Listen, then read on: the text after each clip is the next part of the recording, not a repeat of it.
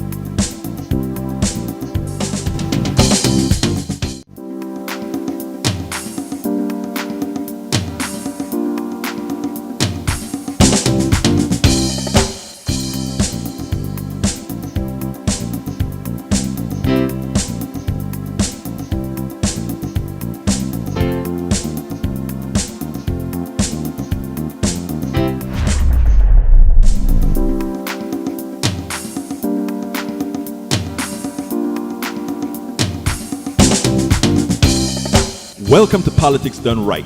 I am your host, Egberto Willies. This is a progressive program that will take the mystery out of politics. This is the program that will encourage you to make sure government becomes we the people. Whether you are liberal, progressive, conservative, or otherwise, you get to air your point of view. We are an independent media outlet that, unlike mainstream media beholden to corporations, we only owe allegiance to you. Remember, you can also send me a tweet at EGBERTOWILLIES. That is at Egberto Willies. Let us engage. It is Politics Done Right. Well, folks, welcome to one more edition of Politics Done Right. I'm Egberto Willies, your host. Thank you so kindly for being a part of the show. We are going to have a great show for you today. Before we get started, another tragedy in Minneapolis caused by the easy access to guns. The theory behind those who want to interpret the Second Amendment as a tool to prevent a tyrannical government, they fail. Because we now have a tyrannical government that has the streets filled up with the military in DC, previously in LA, and claiming to want to go into many other towns. And by the way, isn't the reason we have all these guns in America is to be a backstop to the potential, the possibility of a tyrannical government, the government that we have today? And absolutely no, Eric, DC is no less or no more safer with the National Guard that Donald Trump is turning into a tyrannical force. But yet again, Easy guns, easy to get guns. And you know what they're trying to do? They're trying to take the focus off of guns and try to make it a trans issue. They've already started. Even if it's a trans issue, the fact that this person could get 3 guns legally, one person, 3 guns legally, should tell you something. No other country in the world is as dangerous as we are. No other country in the world like us has a per capita gun ownership.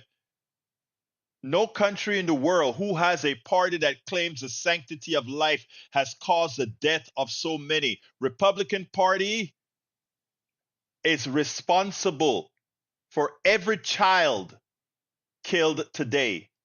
The Republican Party is responsible for all killings that have occurred with these semi-automatic and many other guns. Let's make that known and let's call it out, irrespective of all the side issues they are going to try to print out.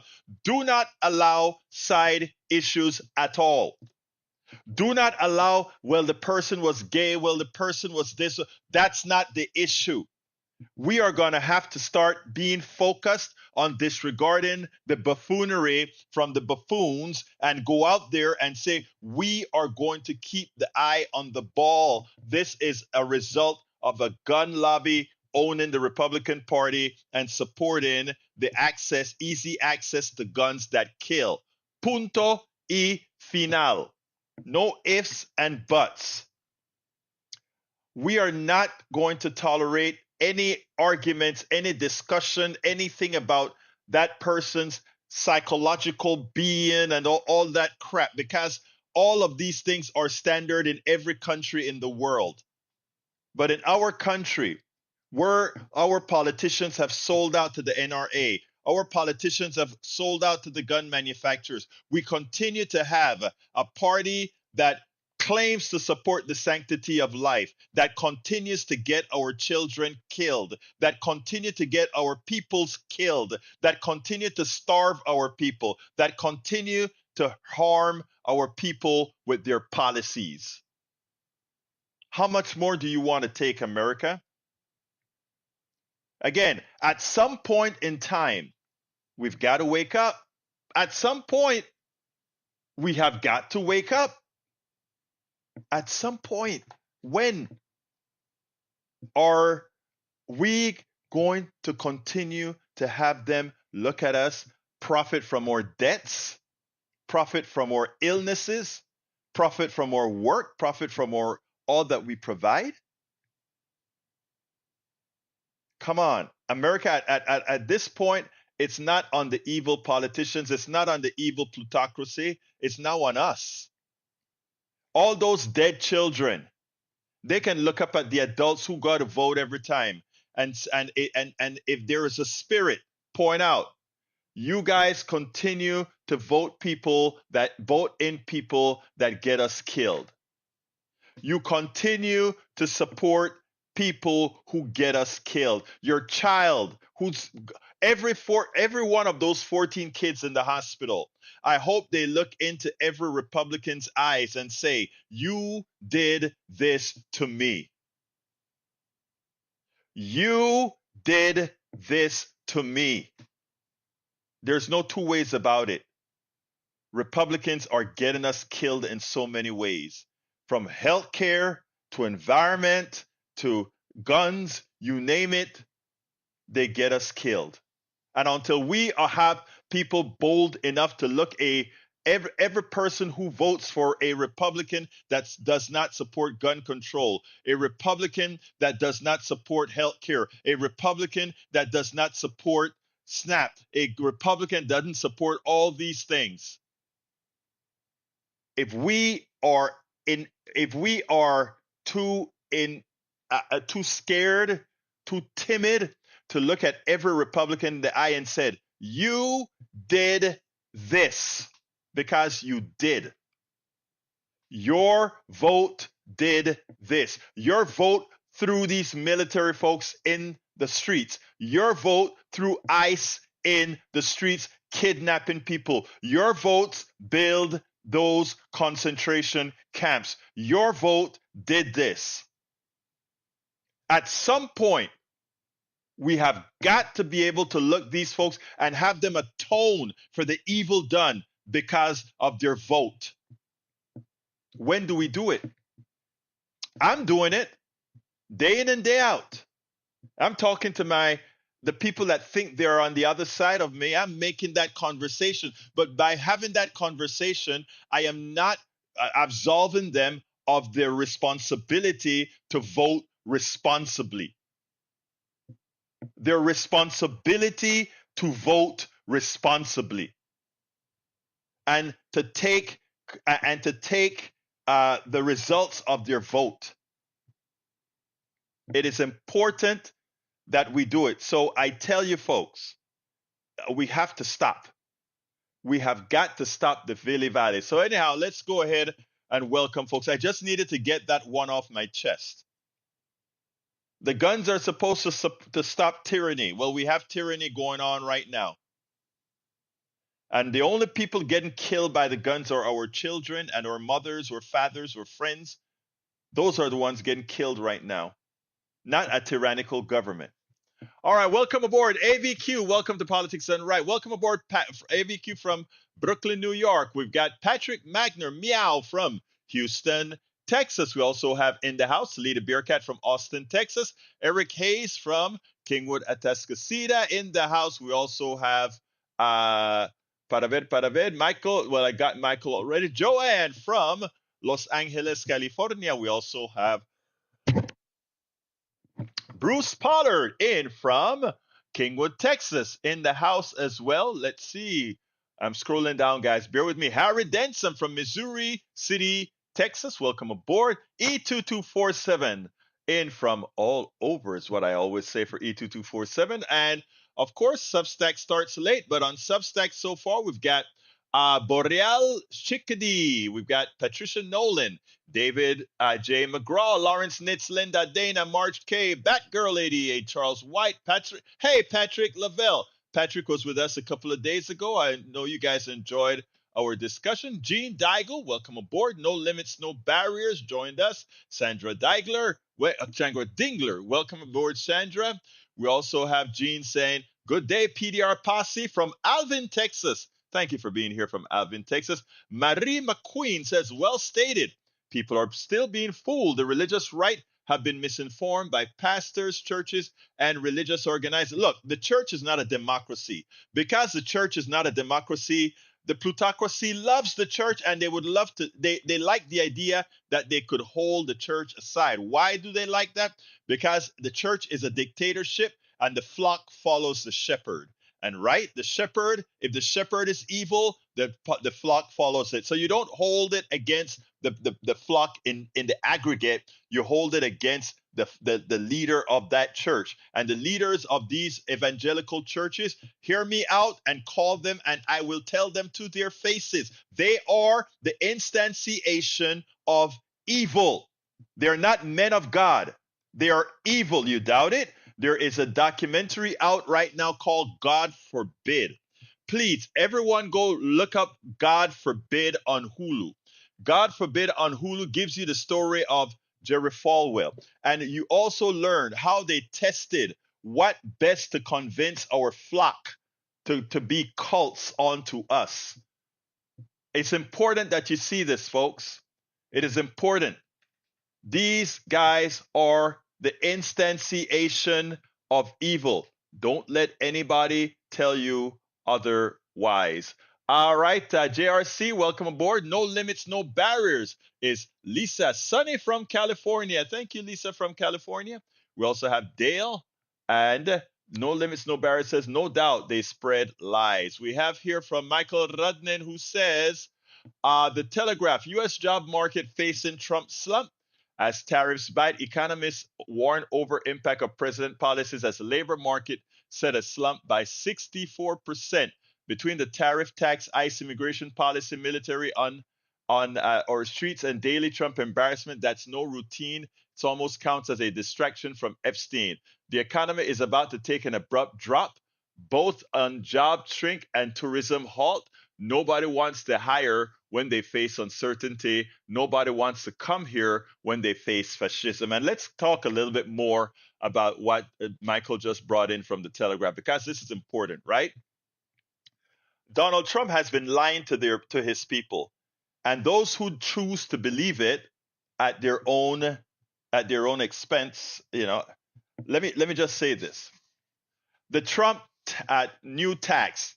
Trump says, he gave the biggest tax cut in history. Of course, it's a lie. What he did is he gave the largest tax increase in history to then transfer it to the wealthy in the form of tariffs. So far, they've said they've picked up over $100 billion in tariffs. I want you to understand this, folks. Let's do a little bit of economics here. Thank you, Michael, for that, because I need to explain this to people. $100 billion they said they've collected so far, right? My God, in a couple months, Donald Trump collected $100 billion not from in tariffs. But it's not these foreign countries that paid these tariffs. It is you.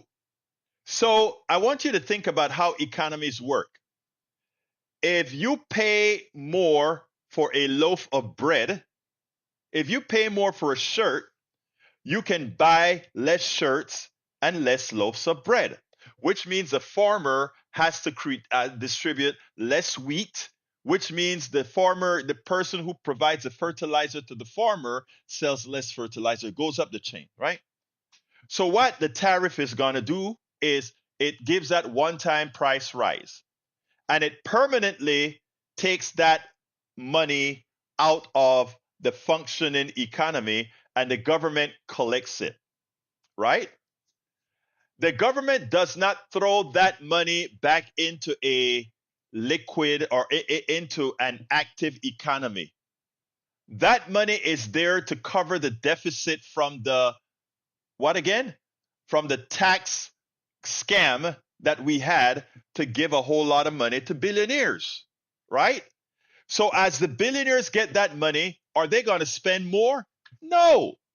A billionaire doesn't have any limits to spend, whether they are paying taxes or not. So that $100 billion will not be circulated into the economy as much as it would have been if that price rise on that Walmart shirt or that Walmart bread didn't occur.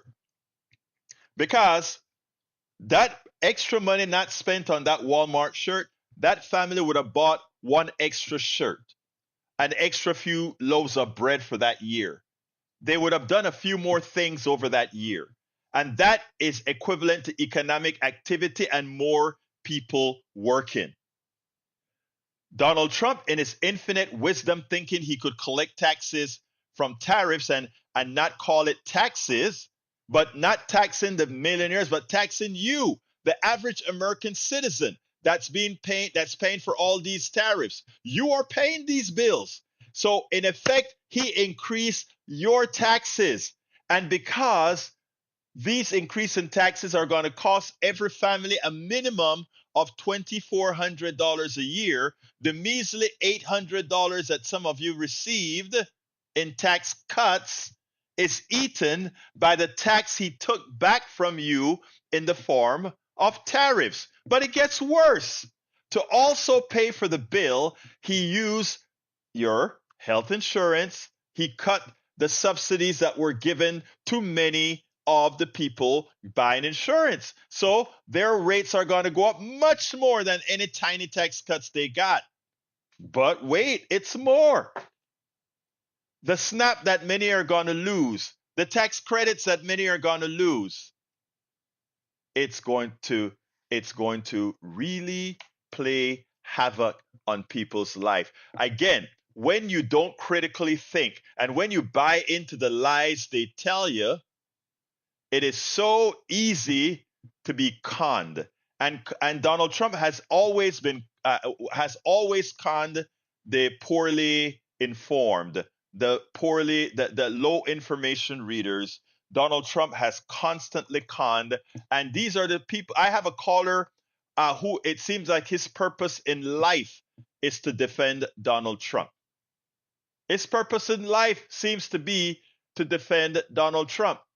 Well, I tell you what, if you want to hear how we are paying or who we are paying for all these tariffs and stuff that is now costing us, I want to play a little something for you. A TikToker, young woman, and I love to see when these young women are getting in the bandwagon to tell a few truths. I want you to listen to her. It's about a minute and change, and then we'll take it on the other side. One of the most incredible things we are not talking about with this big, beautiful bill, our private jets are now tax deductible. That $75 million jet, deduct that thing, baby. As long as you use that jet 50% of the time for business, you can deduct 100% of the cost. That's a $75 million tax credit. But if you're a small business using a car and you only use that car 50% of the time for business, you can only deduct 50%, not 100. What are you looking for? A handout? And before someone comes at me that people have lost health care, they can't afford housing, childcare, groceries, selfish. This is a lifeline for our billionaires. One of the Yes, it's a lifeline for our billionaires. And for those who always think, people say, oh, you're using TikTok. Like I said, the good thing about TikTok is a lot of us share valid information, sensible information, worthwhile information on this platform. But I never just take it at face value when somebody comes out. So what I did, of course, is, by the way, I must admit I didn't know that. I didn't when I in processing the one big beautiful bill. I didn't go ahead and research that particular item. So I went ahead and pulled up the big beautiful bill myself again to see if what she said was truth. And by golly, short answer, yes, she's correct, but only the business you share and only if the plane is truly a business asset. Which business person buys a plane that cannot call it a business asset?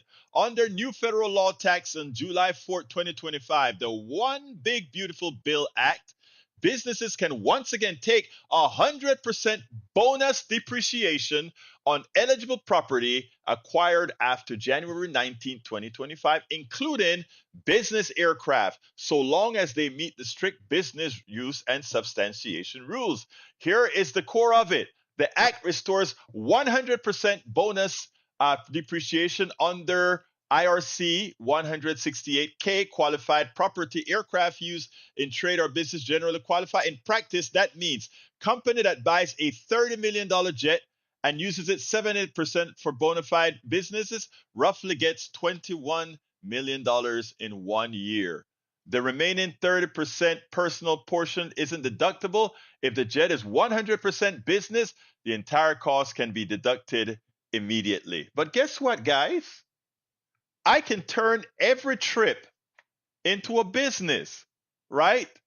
I can turn every trip into a business. I fly to Austin, go to the capital, discuss something with my chairperson or whatever. Then I can have a party in Austin, Texas. It's a business trip. Why? Because I flew there for business. That I had fun as well doesn't really matter.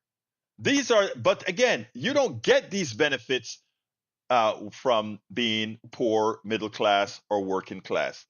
So all of you are going to lose your SNAP, those who are on SNAP. All of you are going to lose your healthcare subsidies, those who are on healthcare subsidies. All of you that are going to have your prices increased in your healthcare again.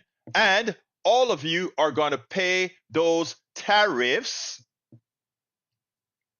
at Walmart, at HEB, at Target, at Costco, at Sam's, everywhere, in order for that guy who owns that jet to be able to write it all off.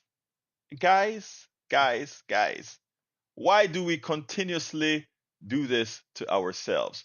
Well, yesterday I went to a I actually streamed it on Substack. The quality of the sound wasn't very good, but I streamed it on Substack, right?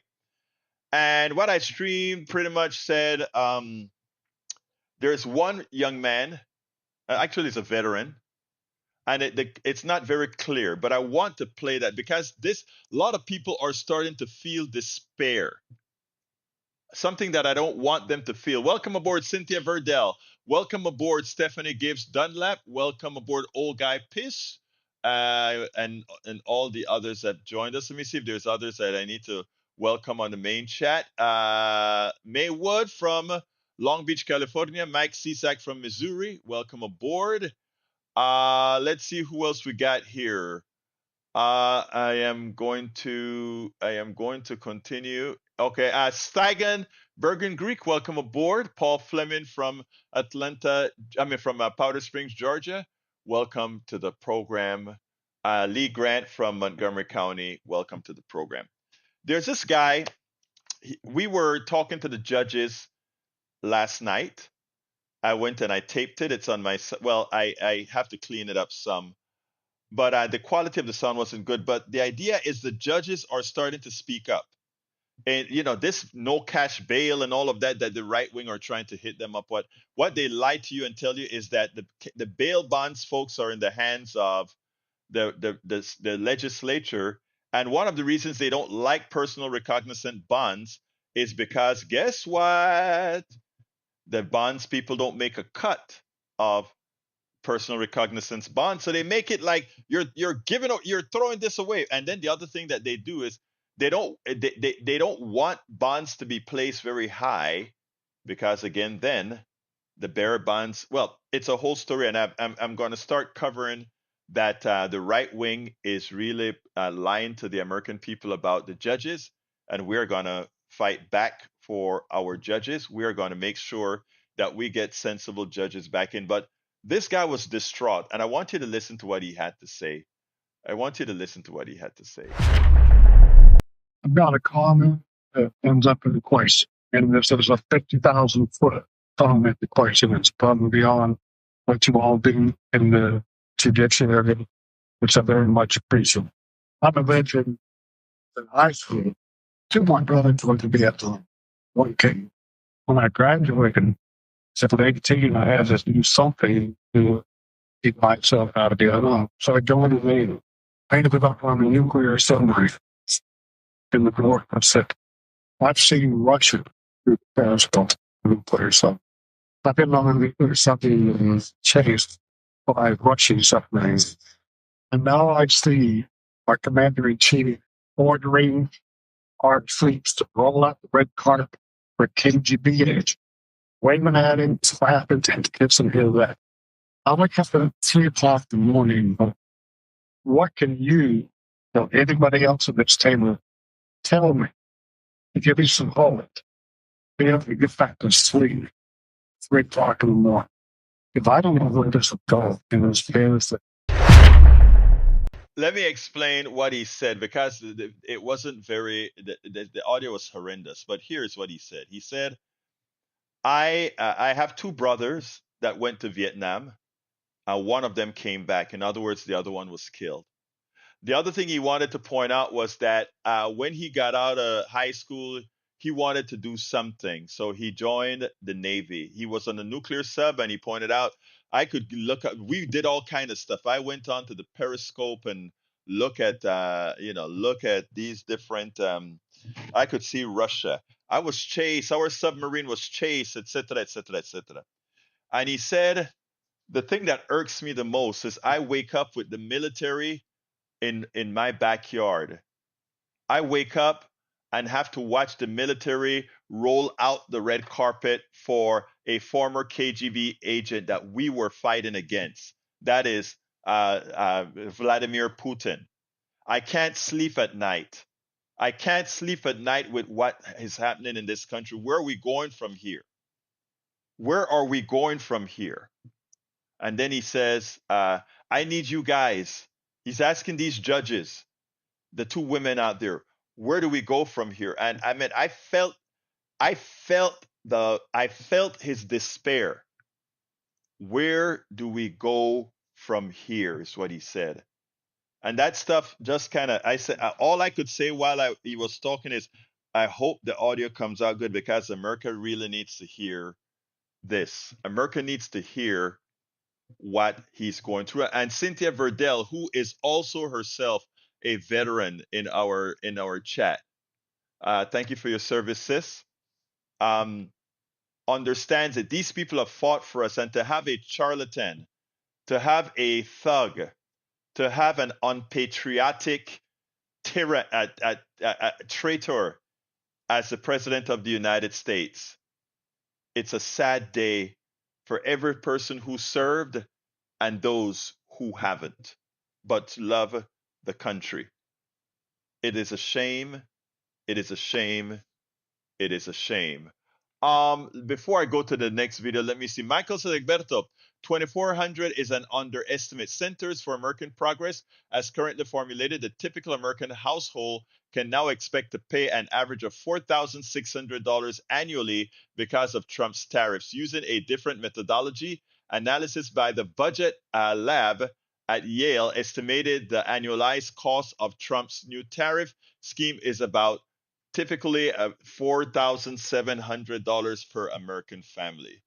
What a shame. I guess I stand corrected. I stand corrected. Egberto, I got mied up. It was your Ukrainian guest, not your Palestinian guest. It was 24 August. Okay, I got you, E2247. I got you. I got you. And no problem, sir. Unfortunately, I didn't read the initial message. Stagan Bergen Creek says we must confiscate all guns, and if we won't give them up, we will round you up, take your guns, and put. I'm not going to go as far as to say that I want responsible gun owners to be able to have their guns. I don't have a problem with that. But I want, again, responsible gun owners. There are certain people that shouldn't have guns, and certain guns shouldn't be sold at all. Certain guns should not be sold.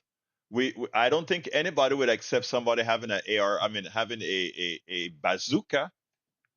So why AR-15? Cynthia says you are welcome, and to see our military picking up garbage in DC is very hurtful. Exactly. Now let's go ahead and go to our next video, and then we'll take it on the other side. Let me go ahead and cue that up right this minute. I think I got it queued up. Here we go. Oops, para ver, está aquí listo. Ahí no moto. There we go. This morning on my KPFT 90.1 FM radio show, I referenced an article written by David Brooks in which he has finally dislodged himself from the conservative, not the conservative movement, but pretty much the MAGA conservative movement. And what he did, I think, was completely disingenuous in that what he said is the reason the conservative movement have pretty much gone MAGA and gone crazy is because of the overbearingness of progressives. And I had a caller who then disputed what progressives thought, or specifically me, thought about conservatives. And, he wanted to have a say, and he used guns and the right to have guns, and also his stance on abortions to try to make the point. And I want you to listen to this, and then we'll take it on the other side. Eddie, come on in. Well, I'm just calling to say, your view of conservatives and Republicans is way off. And David Cook's article was just kind of proved by one of your last callers. I mean, David Brooks just saying, always feel like we're being preached at, like we're doing something terribly wrong.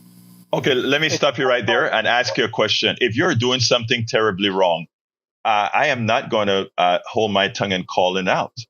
And I mean, what happens is conservatives want to do things that are terribly wrong and not get called out about it. Your last caller said, get rid of all the guns. That's not what he said. He didn't say that at all. Yes, he said, take guns out of everyone's house. I think we should get rid of guns in everyone's house. That's what he said. My guns have never shot anybody. My guns have never harmed my kids. I store my guns safely. They're locked and unloaded. I'm a responsible gun owner. Why come for my gun? Okay, and that's the thing. And that's a fallacy, Eddie. I don't want to come for your guns. You're a responsible gun owner and you do the right things. I don't have a problem with that. I respect you for that, Eddie. Let me tell you what I have a problem for. I have a problem that if I decide to make a law that says people need to be as responsible as Eddie is, that the gun lobby comes out and tell me I can't do it. That's the issue. And that's a nuance that too many don't see. I mean, you are responsible, and you call yourself a conservative, correct? I do. Okay. And I bet you believe most of the stuff that I believe in. I bet you can't tell me much that you believe in that I don't. I bet you can't tell me much that I believe in that you don't. I bet you're very true. The problem is the way we get to where we agree are very different. I'm against abortion. I imagine you're for abortion. Let me stop you right there. No, let me stop you right there, because you're right. Let's see, how do we handle that problem? You're right. You're against abortion. You see, you have a daughter, a mother, a sister, a brother, a family. So in your circle, that can be fine. But just like you don't think absolutely about guns, people don't feel absolutely about abortion. And all we're saying, if your sect and so forth believe that is fine. You have the freedom to do that. We don't want you to remove the freedom from others. And I think when expressed in that fashion, even you would have to agree. But that's not what your side preaches. Your side preaches you have to do what I say, disregard what I say at all. Eddie, can I tell you that is what the media would like you to believe our side believe.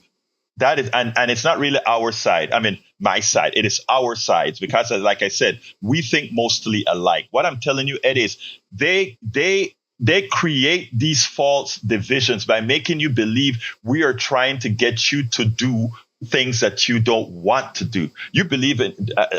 That is the magic of how we were propagandized through the Powell memo. But look, I'm out of time, Eddie, but this was a good call. Let's call me again earlier, all right? Sure will. Thank you. Now, what I wanted to point out, and I think we did it successfully, was both of us did it successfully, first of all, was to pretty much point out that with normal people, whether they consider themselves conservative or progressives, they really want the same thing. But his angst with me was pretty much mimicking the fallacies within the David Brooks article that says our overbearingness, meaning progressive overbearingness, is responsible for the change in the conservative movement, which isn't the case. The case is, and as I pointed out, is the way we are caricatured by the media, make Fox News, Newsmax, and the Powell memo, who pretty much designed the attack to give progressive that caricature-like being, is what has all these mainstream conservatives convinced that there's something about progressives that think they're above the fray and they're just annoying, etc. And that would have them stick with the MAGA crazies as opposed to uniting with those who are actually looking at life, looking at policy, looking at equity, and all these things. Because of the disdain they were so made to have for progressives, that they align themselves with those people that have no values, those people that many themselves would refer to as the deplorable ones, the ones that are immutable, the ones that could never change no matter what evidence is there to prove the malfeasance that they represent. So, as simple as this call was, I think it illustrates something important. And that's something it illustrates is that we can talk to the other side with civility, realizing that the same things all of us want are pretty similar. And they, after feeling that camaraderie, not necessarily that they agree with you on these issues, but after feeling that camaraderie, that they will align with you on issues, not with what we would call the crazies, if you will, for lack of a better word, the people that are immutable, that have no desire to change. That is the biggest base representing the American people. That's not the center. That is simply values, morals, and policies that the most Americans have, a large percentage of Americans. We leave, if those folks are made to work together, we can leave the people that are immutable. We can leave the people that have no desire to be humane, that have no desire to be moral, that have no values. We can leave them. We can leave them behind. And some of them would eventually burn out and join the majority of us.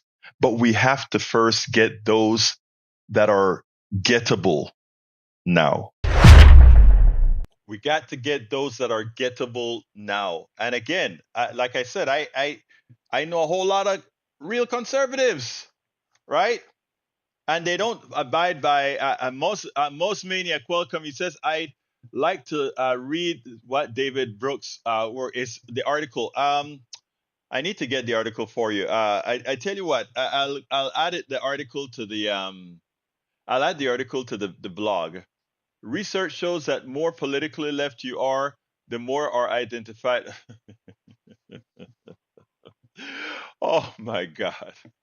All right, I'm not going to read things that are complete that prove one's level of intellect. I'm not going to do that. All right, come on in, Patrick. How you doing, my brother? Oh, I'm doing good. I just wanted to comment on the call that you had earlier, that you just played. One of the things that really frustrates me is that whenever somebody that seems to be conservative disagrees with me, it's always binary. It's always, okay, well, if you don't agree on this with me, then I know exactly how you think. And that's what that caller was doing. Exactly. I think it's somewhere around 75 to 80% of people want red flag laws for gun control, and those are going away. I don't really hear of anybody that is asking for guns to be rounded up or anything. We could offer a buyback to those that are mentally ill and shouldn't have them, and I'd be fine with that. But I wanted to point that out. And then another thing I wanted to point out is something you had said earlier in the call, is that, or not in the call, but in the show today, so many people have been rationalizing the Second Amendment with the idea that we can keep our government in line. And you did already touch on it. What exactly do you think would happen if some people started shooting ICE agents when they didn't It would be an identify insurrection. and they didn't present a warrant? It would be an insurrection, and it would then give Trump the ability to bring out tanks and all of that. I mean, yeah, the argument has never made sense, Patrick. It was always a false argument simply for the gun manufacturers to make a lot of money and also cause the death of a lot of our children, our families, etc. It was never a real discussion. These guys are simply the instantiation of evil. It's not, I mean, we got to call a spade, right? Yes, sir. And so Yeah. this is our litmus test, and so that argument disappears, and now to me they really don't have one. Exactly. And, it's funny because everything that they stood up against, right? Let's and for the listeners, I want you to humor me here with Brother Patrick. They call Mandami a communist. Of course, he's a democratic socialist. I am a democratic socialist as well. They call him like that is something evil. We believe in free enterprise. We believe in good social safety nets. That's what we believe. We are the true Democrats. We are the ones who really believe in democracy. Where the private sector is unable to fulfill the needs of the people, we the people should step in. There are deserts in these in places in New York. Mandami says, okay, since the private sector will not put good grocery stores in here for people to have healthy meals, we will establish a grocery store. You guys didn't see a reason to do it? We will. It is like what we said we would do in rural areas that don't have internet access. A lot of companies don't see the benefit in running good fiber optics to rural areas. under President Biden, he allocated money to do it, and of course it got held up by lawsuits and all these kinds of stuff as well, because they're going into the private sector. Now comes Donald Trump, and Donald Trump says, Intel, we gave you $10 billion out of the CHIPS Act. Now you've got to give us 10% of your company. Oh, by the way, AMD and Nvidia, if you want to ship your products out, you got to give us 15% of your profits. Who is a socialist? No, Donald Trump is not a socialist. He's a Mao Zedong communist. Think about that, folks. Everything these people have riled against, Donald Trump comes in and does it on steroids, and not a peep. Have you heard any of them call Donald Trump a socialist or a communist? No. But who is the only president that has actively done what he did? When Obama took over pieces of General Motors, it was well understood that this was going to last X amount of years till General Motors paid back with stocks or however. It was understood. But Donald Trump just come and say, I own 10% of Intel. Wow. And all these people that want to call Mandami a socialist, they're quiet. They cannot say, listen, it is just amazing it's not only hypocrisy, but the willful ignorance of these people. Continue, my brother. I think I'm going to have to double check, but I think that Stalin did the same thing, where he was essentially taking money from corporate profits to pay for a war machine. But I want you to work on something for me. First off, or this will be one of the last things I say, but when the caller said that you believe in abortion, that's kind of something to fall into. I think I know you well enough that you believe that the choice needs to be out there, but it's not so much that you are excited about people getting abortions. Actually, that one slipped by me. You're so correct. You are so correct. That slipped by me, Patrick. I should have said exactly what you just said. In other words, no, it's not. First of all, it doesn't matter whether I like abortion or not. I actually don't, right? I don't believe a woman should be, should use abortion as birth control and all of that. But who am I? I don't have the right to tell a woman what to do with her body. I don't have that right. So go ahead. I was going to say 10 years. Well, I guess it's been more like 12 years ago. 12 years ago, my ex stepped out and got pregnant, and an abortion could have saved our marriage. And we both defended the choice, the paradigm of having the choice, but we chose for the both of us not to end that pregnancy. There you go. That's just how we feel. And that was your choice, right? Y'all had the choice made. You didn't have a government making the choice for you. What we have is a government that wants to make that choice for you. And that's the thing. Thank you very much, Patrick. You always have insightful commentary to add to the program. Anybody else want to? Thank you, brother. Thank you. Anybody else want to call? The number is 281-823-7747. I think did I play my? Oh, I have one more video to play for you. And this is for those people. I hope this video here gives people some humility about, and this is a humility about who we are, what's illegal aliens. It's a great TikTok that really touched me, and I hope it touches you the way it touched me. Let me get to it, and then I'm going to play it for you right now. It touched me to the core because this is a message, and if you don't get this message, you cannot. Well, you just got to get it. Here it is. Mexicans are Native Americans. Hispanic is not a race. Native American is a race, and I belong to it. I'm not illegal in the lands of my ancestors. Before there was a Mexico, before there was a United States, before there were passports and fences and flags, my people were here. If the American race has a face, this is it. I am it, the Native American race. We didn't arrive. We emerged. We didn't migrate.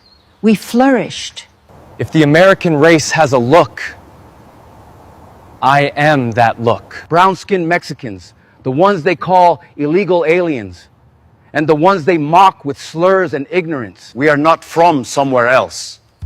We are the living descendants of the first civilizations of this continent. We are told we're illegal, but how can you trespass on the bones of your own ancestors? Of the Olmec, Maya, Mexica, Zapotec, and many more. We built cities when Europe was still in mud huts. We are not from somewhere else. We are the living descendants of the first civilizations of this continent. We charted the stars, cultivated corn, measured time, and built pyramids from memory. And yes, many of us speak Spanish, but don't confuse us. Spanish is the language of survival, not the language of our origin. It is the tongue of European Spanish Empire, yes, but also the tongue we transformed. We indigenized it. We made it sing. Hispanic is not a race. It is a linguistic category, and not all Mexicans are mestizos. But even those who are carry Native American DNA at higher levels than many in the US. And we're not just connected by DNA, we are related to every Native American tribe on this continent. We are cousins separated by borders, not by blood. The US-Mexico border was not decided by nature or ancestry. It was decided by war. In 1848, with the Treaty of Guadalupe Hidalgo, the United States took half of Mexico. And overnight, hundreds of thousands of indigenous Mexicans became foreigners on their own soil. It was only Mexico's for less than 30 years, but regardless of, we were here before Mexican rule and Spanish, and still here under Anglo-American rule. And now we're criminalized for returning to lands that carry our names. Names like California, all with roots in indigenous and Spanish colonial history. Not English, not Anglo-Saxon, but ours. When they say, go back to your country, I say, where exactly do you want me to go? I'm already home. I am what America looks like when you peel back the lies. I am the face of the original America, the real America, the American race. My food is older than your country. The potato in your fries, the tomato in your burger and pizza. I am American, like the tomato that flavors your hamburger and the pizza you call your own. I am American like chilies, like chocolate, like the avocado you spread on toast. All these foods were domesticated by my ancestors. Tamales are indigenous to the Americas. Over 8,000 years of history wrapped in a corn husk. Older than your countries, older than your borders, older than your flags. My food predates you, like my presence. I am what America looks like before the conquest, before the lie, before the border. I am what America tastes like, grows like, sounds like. So no, I'm not illegal. No, I'm not invading. No, I'm not an outsider. Mexican. I so love that. And you know what? These people were kind. As they told those truths, they didn't tell the biggest truth of them all. We are not the ones that effected a genocide. We are not the one that effected the grand robbery. We are not the ones. So how dare you call me an illegal? How dare you call me an illegal immigrant? How dare you? And I think if this doesn't, if this doesn't give you some humility, if this doesn't give you some a pause on what you've been thinking for decades, on the lies that you grew up on. There's so many lies we grew up on for our existence, right? So many lies that we've gotten via capitalism, so many lies that we're given through who are the original inventors of so much. So many lies. And one of the reasons that you find that critical thinking is on the chopping block by MAGA. Here's the thing. Humans are humans are humans, right? We want to celebrate all human beings. We want to celebrate all human beings. We don't want to take away anybody's culture or what they want to do. In fact, I love the idea of blending cultures. I am a blended culture. I love the idea of blending cultures. It is so much richer. Life is so much better, right? But those who feel insecure into what they bring to the table, you look at somebody that is insecure, that feel they must dominate the immigrant, that feel they must do, you see somebody that's insecure as to what they have to bring to the table. If you see somebody that is inclusive, that is somebody who says, I want to learn from you. I want you to learn from me. I have a lot to offer. You have a lot to offer. Those who are always talking about their greatness, unwarranted most of the times, what you're looking at is somebody who has little to offer, or of the belief themselves that they have absolutely little to offer. That's their insecurities. That's why they go after DEI.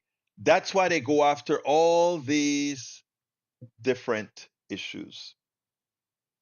They're scared. They have nothing to offer. Remember that.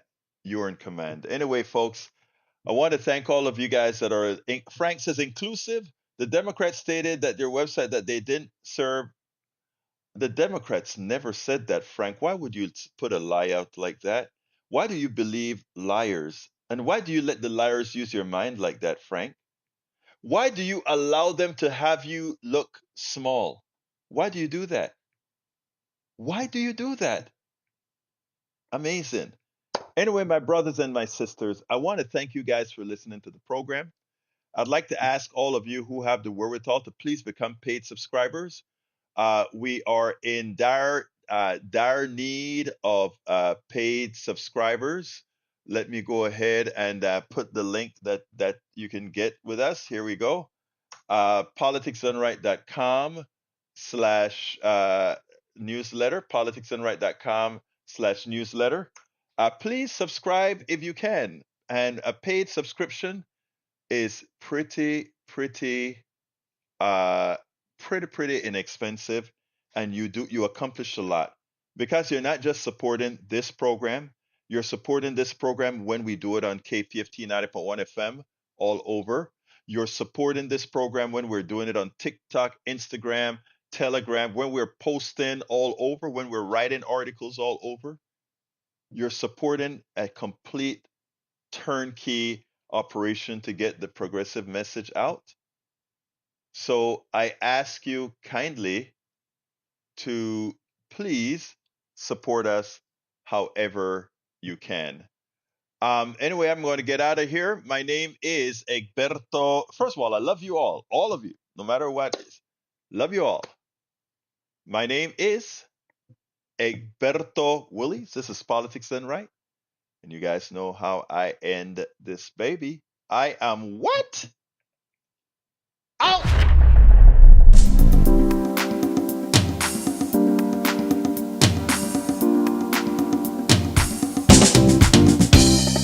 Welcome to Politics Done Right. I am your host, Egberto Willies.